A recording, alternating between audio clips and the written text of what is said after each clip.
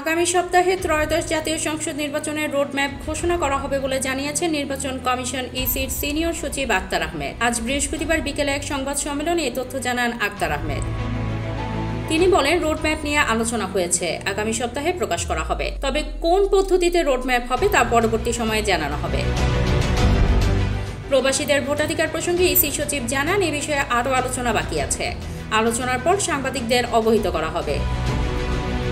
তিনি আরও জানান, নির্বাচনী পর্যবেক্ষণের জন্য এখন পর্যন্ত ৩১৮টি আবেদন পেয়েছে কমিশন, যা যাচাই বাছাই চলছে।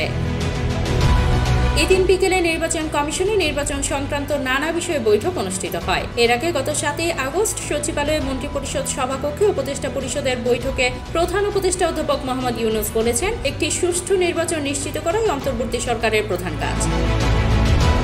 বৈঠক শেষে সংবাদ সম্মেলনে প্রধান উপদেষ্টার প্রেস সচিব শফিকুল আলম বলেন, সভার শুরুতেই প্রধান উপদেষ্টা বলেছেন, ৫ই আগস্ট আমার প্রথম অধ্যায় শেষ হয়েছে, আজ থেকে দ্বিতীয় অধ্যায় শুরু হয়েছে।